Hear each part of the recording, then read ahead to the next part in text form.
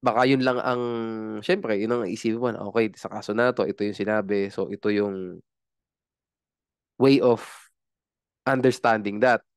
Ang gusto ko kasi, ibalik natin, why? Why did the case say this? Diba? Para napapagtahi nyo lahat. Yun ang hinahanap kong word. Para napapagtahi nyo lahat. Bakit sinabi sa kaso na to? Ano basihan ng court for saying this? Ano to? Bago lang na thought na nakuha ng court from a US case, from a US Supreme Court case? Or itong doctrine na to na nasabi sa kaso, hinango yan kasi foundation yan, galing din yun doon sa kudal. O ayan na nga sinasabi ko sa inyo, pag mga may ganyan mga doctrines na yan, hango lang din yan sa sinabi lang ng kakaiba. Pero hango lang din yan sa caudal provisions. Save lang ulit. What's the meaning of cause of action? No? Okay. I hope you get the point. No? Next example tayo. Mr. A sold his car and his motorbike to Mr. B. Actually, ito, nasa kaso din to eh. I forgot the name of the case. Pero binago ko na lang.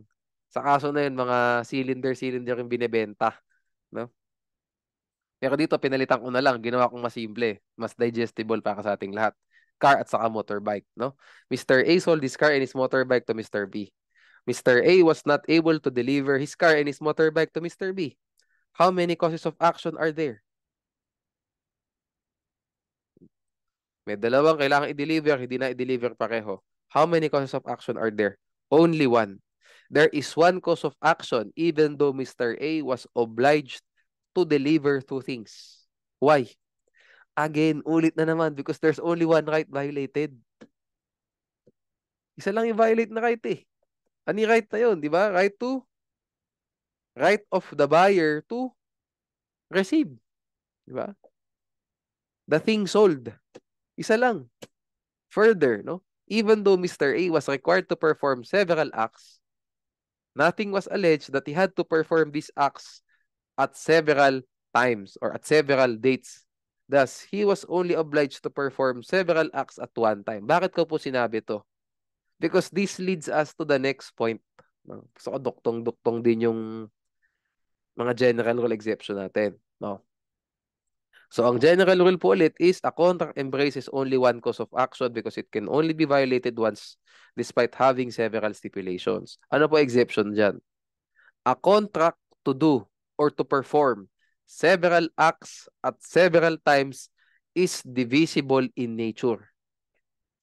Thus, it gives rise to multiple causes of action. Tingnan nyo, itong isa, dito, several acts pero performed at one time, at the same time. Ito po sa exception, several acts performed at several times. Multiple po ang causes of action. O ngayon, attorney, bakit po multiple ang causes of action if several acts tapos performed at several times? No. Kasi yung isang act na yun that you have to perform, sabihin natin, ng January 2, that's one right violated pag di na-perform.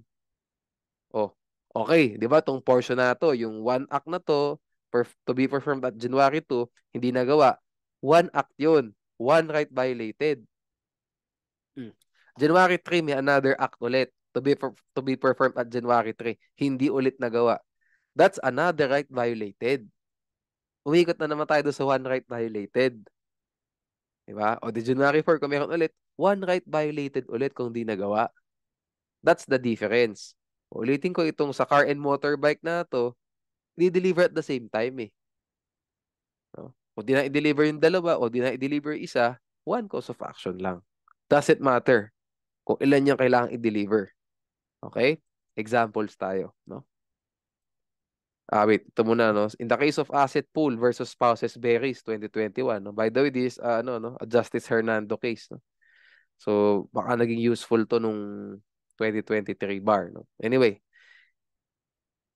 ito ang sinabi sa asset pool case. No?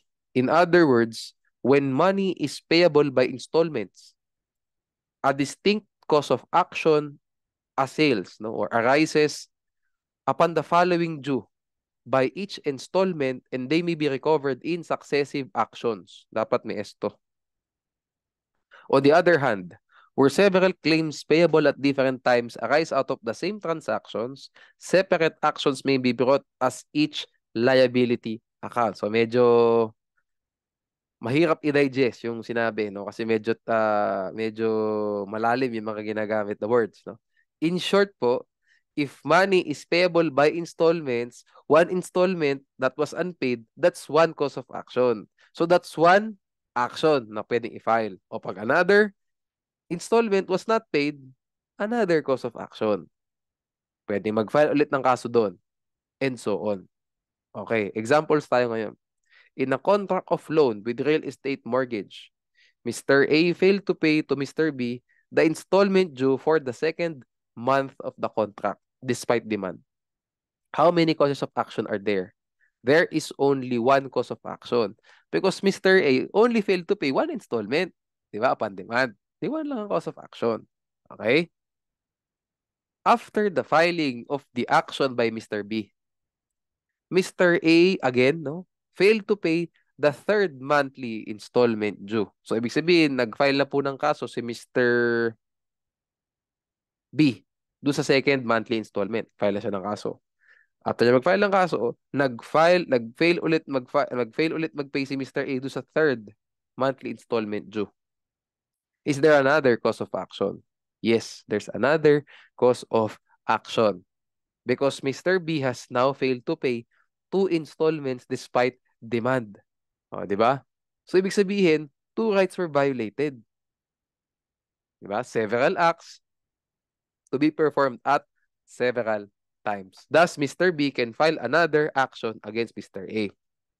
In short, there were multiple causes of action. Of course, mayroon ding another remedy. Si Mr. A laban kay Mr. B. Na itatake lang natin later on. Ang tawag doon, supplemental complaints. Pero hindi pa naman yun ang topic for now, di ba? Topic for now is ano ba yung sinabi dito sa asset pool, di ba? Versus spouses berries. No? Ito muna tayo. Okay. Exceptions to the exception. Ibig sabihin, pag sinabi mo exceptions to the exception, we're only referring to the exception, hindi sa general rule. Okay? So parang ano yan, chain nga, no? General rule, ang opposite nun, ang kalaban ng exception. O ang kalaban ng exception, exception to the exception. Okay, general rule saka exception to the exception, they do not, hindi sila pinagtutugma dapat. No? Wag, sa doon hihirap. Okay. There are two exceptions to the exception. O ano ba exception? There are several acts that must be done at several times under the contract. Yun lang, no? Yun lang ang focal point natin. Okay? The first exception to the exception is if there was no action filed by the creditor and more installments became due and demandable. Kung titingnan niyo po dito sa dalawang examples natin na to, si A, si B, nag-file ng kaso nung nag-fail to pay do sa second installment. Nung nag-fail ulit to pay do sa third installment, another kaso ulit. Yun ang nangyari. So each installment due, nagka-file agad siya ng kaso. O ngayon, ang ibig ko sabihin nito, paano kung pumatak yung second installment, hindi nakabayad, pumatak yung third installment, hindi nakabayad, tapos do sa second installment, hindi pa nag-file ng kaso. So gusto pa lang mag-file ni Mr. B ngayon nung nag-fail na ulit magbayad do sa third installment. Okay? Tanong, si Mr. B ba pwede mag-file ulit ng dalawang action? So pwede niya pag-separatein yung si second installment, isang kaso, sa third installment, isang kaso. Or yung second at saka third installment, pwede na pagsamahin o dapat pagsamahin sa isang kaso. Sabi po sa kaso ulit ng asset pool, no? But where no action is brought until more than one is due, all that are due must be included in one action. And that if an action is brought to recover upon one or more that are due, but not upon all that are due, a recovery in such action will be a bar to a several or other actions brought to recover one or more claims of the other claims that were due at that time the first action was brought. So medyo technical na naman, malalim na naman ulit yung words. Ang ibig lang po sabihin yan, kapag multiple installments na became due, the creditor can only file one action and that action must cover all the installments due. Wala ba pag hindi pa due, hindi pa dapat mag-file, di ba? Wala pa namang right violated. O, di ba? O, so pag due na lahat yan, demandable, hindi nag-pay upon demand, tapos saka pa lang mag-file ng kaso, sabihin natin, 2 monthly installments na yung di nabayaran, i-file mo yung 2 monthly installments na yun, i-allege mo yung 2 installments na yun in one action. Hindi pwedeng separate. Sabihin natin, nag-file ng kaso yung creditor si Mr. B, ang kinover lang niya doon yung second monthly installment lang. Hindi niya in-include yung third monthly installment. What will happen? The third monthly installment deemed waived. Hindi na siya pwedeng ma-recover. Yan po itong ibig sabihin nito. A recovery in such action will be a bar to a several or other actions brought to recover the other claims. Okay, so to recap, no? General rule, kahit maraming dapat gawin, di ba? One cause of action lang because the contract can be violated once. Special ano dito, no? Special emphasis dito, no? If there are several acts to be performed at one time, one cause of action lang. Okay. If several acts have to be performed, no, at several times, multiple causes of action. Yan ang exception natin. So pag one installment, di nabayaran, one cause of action, pwede na mag-file. Nag-file. Okay. Next month, hindi ulit nakapagbayad, another cause of action, pwede mag-file, another action na naman yan. So may dalawang action pwede. Kasi nga, there were two causes of action in favor of the creditor. Exception to the exception. First one, kapag there are two installments due, no, at wala pang naifa-file na kaso, di ba? The action that will be brought by the creditor must include all the installments due and demandable. No? If one installment due, di ba, was not included in the action, that installment should be deemed waived. Asset pool versus spouses varies. Okay? Okay, example tayo, no? Mr. A obtained a 10 million loan from Mr. B, which was payable in 10 monthly installments. Mr. A failed to pay the first up to the fifth monthly installments. Afterwards, no, Mr. B sent a demand letter to Mr. A. Mr. A failed to pay. How many causes of action are there? Using po itong exception to the exception na to, there is only one cause of action. Mr. B must only file one action for collection of sum of money, and he must include all unpaid installments in the action. Okay, wag pa lang all unpaid. All due and demandable. Yun. Due and demandable installments in the said action. Those installments that are due and demandable that Mr. B did not include in the action shall be considered waived. Sana po nakikita niyo yung yung step-by-step process. Okay? Last, exception to the exception. Ito po yung doctrine of anticipatory breach. By the way, itong mga several types na to, napakatagal kong binasa, inanalyze, para mag-hit. Napakatagal, no? Kasi nakakalito talaga yan. Especially yung kaso ng Blossoms versus Manila Gas. Medyo nakakalito yung case. No? Kasi Old English pa siya. It's a 1930 case. So, mahirap pang i-get yung mga words at the time, di ba? Hindi siya kasing simple yung mga words today, no? Kaya matagal ko rin talagang inano to. Matagal ko rin binreakdown sa sarili ko. Okay, so doctrine of anticipatory breach. What does this doctrine mean, no? Under this doctrine, if the obliger manifests an unqualified and positive refusal to perform the whole contract, the injured party can only bring one action even though performance of a portion of the contract is not yet due. In short, ano nangyari pag anticipatory breach? The defendant refused to perform the whole contract even though all the installments were not yet due. So, ibig sabihin, inunahan na nung debtor, nung obliger, yung obligee. Hindi pa man due and demandable yung portion na to, sinabi niya na, hindi ko na gagawin yan. No? Sinabi niya na ngayon pa lang, kaya mo na kahit na 1 year ahead pa yan, hindi ko na gagawin, sinasabi ko sa'yo ngayon pa lang. Yun ang point. Again, the doctrine of anticipatory breach presupposes a contract that requires several acts to be performed at several times. Yun ulit ang ano niyan, ang foundation, no? Ganun ulit. May isang contract, several acts, several times. Tapos, sabi ni obligor, hindi ko nagagawin lahat yan kahit na hindi pa due in demandable yung ibang portion. No, not anymore. O, yun. Pero tandaan nyo, ulitin ko na naman. Huwag nyo i-combine to sa general rule. Ang general rule, several acts, one time. Hindi nyo na kailangan sabihin yung mga anticipatory breach na yan kasi only have to be the the acts must be performed once eh. At one time. At once tuloy. At one time.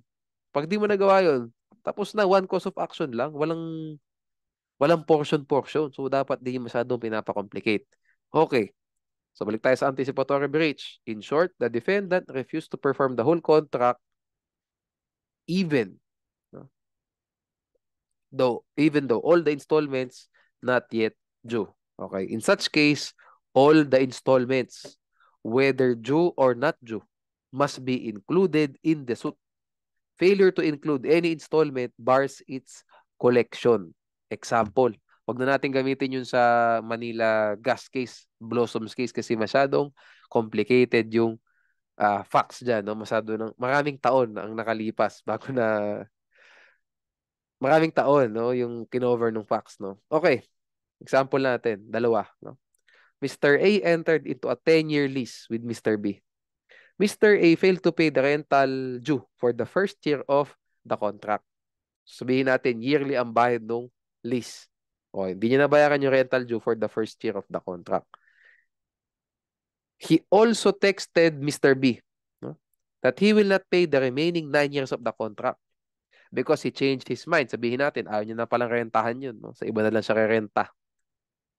Bago isip. Mr. B sent a demand letter to Mr. A. Mr. A failed to pay.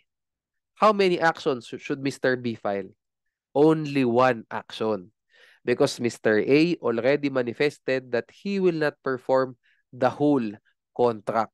Thus, Mr. B can only file one action against Mr. A even though the rentals for the second to the 10th year of the contract were still not due.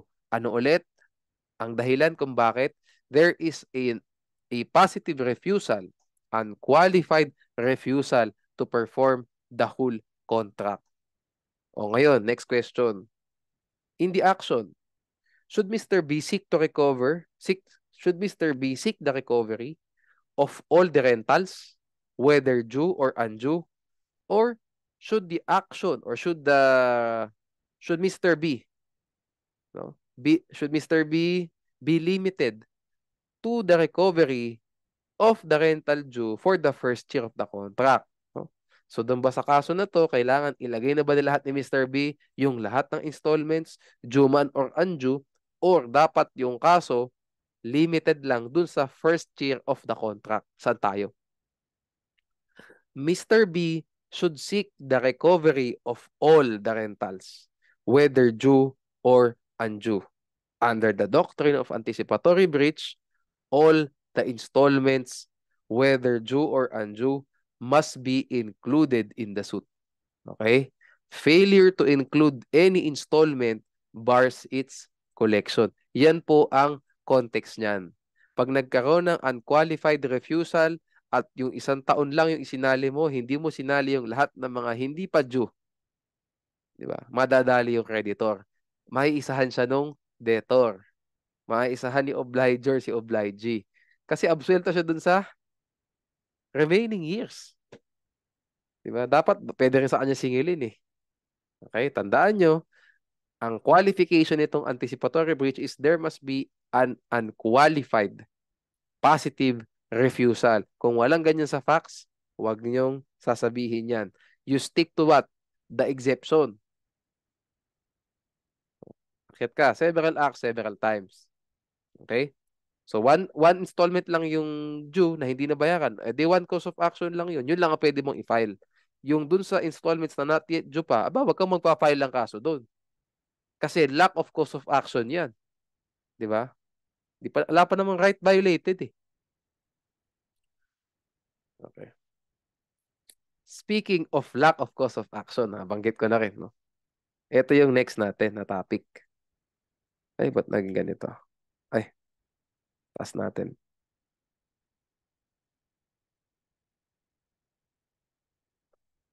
Wait, what's happening?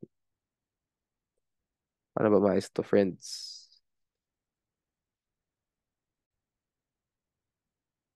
Failure to state cause of action naman tayo sa lack of cause of action. Nabanggit ko na kanina yung lack of cause of action. Okay, so let's pivot, no? Punta tayo sa next topic, no? What is failure to state cause of action, no? Kasi marami din akong napapansin, marami din akong nakikita, no? Na yung lack of cause of action ipinapasok nila sa ano nila, sa answer. No? Ginagawa nilang affirmative defense yung lack of cause of action. Tanong, is that procedurally correct? No? The answer is no.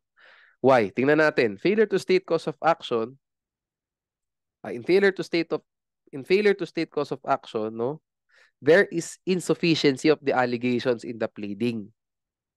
Okay, so in short, hindi na in other words, all the elements, no, all the requisites of the cause of action were not alleged in the complaint. Hindi mo nasabi lahat ng mga requisites. Sabihin natin forcible entry, hindi mo na ilagay doon yung time period. Blanco. Kailan ba nag-forcible entry? Hindi mo nasabi anong date pumasok yung tao. O paano naging 1 year yan? Hindi mo nasabi, patay tayo dyan. Mga ganon.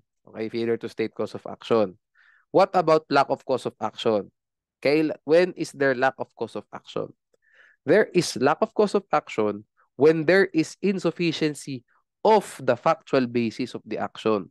Tandaan nyo, factual basis. Pag sinabi mong factual basis, ebidensya na pinag-uusapan natin. Pag sinabi mong insufficiency of the allegations, yung allegation lang nung complaint ng pinag-uusapan natin. Okay? Kaya wag nyo pong pagpapalitin yan at wag kayong maging padalos-dalos sa pagsasabi, pagta-type ng kasi hindi sila pwedeng i-interchange. They are completely different principles. Okay. So, in other words, for lack of cause of action, the evidence does not sustain the cause of action that was alleged. Okay? Okay, so in case of failure to state a cause of action, how will the party, diba, raise this defense? No? Under Rule 8, Section 12, no? Under Rule 8, Section 12, the ground, no, failure to state a cause of action must be raised as an affirmative defense in the answer. Okay? Failure to do so shall constitute a waiver thereof. Okay? On the other hand, how do we raise lack of cause of action? The ground of lack of cause of action must be raised in a motion for demurrer to evidence under Rule 33 after the plaintiff has rested his case. Kung titingnan niyo po yung konteksto, ang failure to state a cause of action po, titingnan lang natin yung allegations sa complaint. Sa lack of cause of action, hindi lang po yung allegation ang titingnan natin. Pati po yung ebidensyang ipinresent ng plaintiff during trial, titingnan din natin. Okay? Kaya demurrer to evidence yan. Lack of cause of action kasi napatunayan na, naipakita na during trial na wala naman palang ebidensya, enough evidence, no? Etong plaintiff to sustain, no? Or to win the case. Wala. Etong sa failure to state, wala tayong pake kung may ebidensya o wala yung plaintiff. Ang pake lang natin, nasabi ba niya lahat ng dapat niyang i-allege dun sa complaint niya? Okay. So another, this is technical in nature, itong failure to state, itong lack of cause of action, this is substantial in nature. Evidentiary in nature, ito technical, no? Sa mga ano yan, sa allegations lang po ng complaint, no? So, no? In case, no, the ground was, in case there was failure to state a cause of action, what will happen? Di ba? The court will dismiss the case. Will the dismissal be with prejudice or without prejudice? The dismissal would be without prejudice. What does this mean? The plaintiff can refile the case. Okay? For lack of cause of action. Okay. What will happen if there is lack of cause of action? The case will also be dismissed. Okay? Should the dismissal be with prejudice or without prejudice? The dismissal will be with prejudice. Adjudication on the merits na to. Therefore, the plaintiff cannot refile because it would violate yung splitting a single cause of action. Specifically, res judicata. No? Kung naging final and executory na yung judgment. Okay? Sige. Examples. No?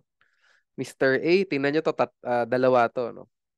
Mr. A did not allege that he sent a demand letter to B. So, ang context nito, contract of loan.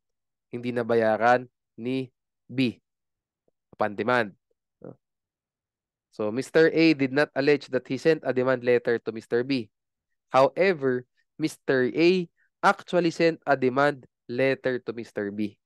So, di niya na-allege sa complaint na nag-send siya ng demand letter, pero ang totoo naman talaga, nag-send siya ng demand letter. Should the action be dismissed? How will the case be dismissed? Yes, it must be dismissed for failure to state a cause of action. In order to dismiss the case, Mr. B must allege in his answer that the action must be dismissed, no, for failure to allege that a demand letter was sent to him and he failed to pay despite demand. Okay, ito ibig sabihin, ito yung kulang sa allegations. Diba? So, failure to state cause of action. Punta tayo sa next example. Mr. A alleged that he sent a demand letter to Mr. B.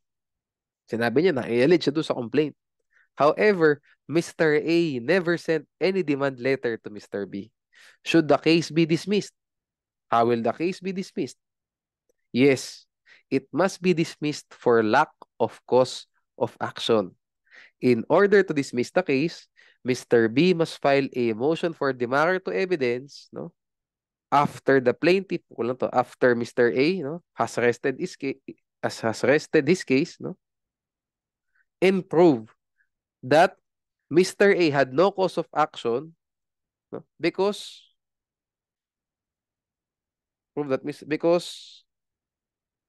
he never sent a demand letter to Mr. B. Huwag natin ilagay yung in delay, no? Ayan. Yes, it must be dismissed for lack of cause of action. No? In order to dismiss the case, Mr. B must file a motion for demurrer to evidence after Mr. A has rested his case, and prove, no, that Mr. A had no cause of action because he never sent a demand letter to Mr. B. Nakita niyo yung pagkakaiba. Yung una, nakapag-send naman talaga, pero hindi niya nasabi sa complaint. Failure to state. Yung pangalawa, sinabi niya na nakapag-send siya ng demand letter, pero hindi naman talaga. Lack of cause of action. Sana po malinaw. Sa next video natin, splitting na tayo of a single cause of action. Sige.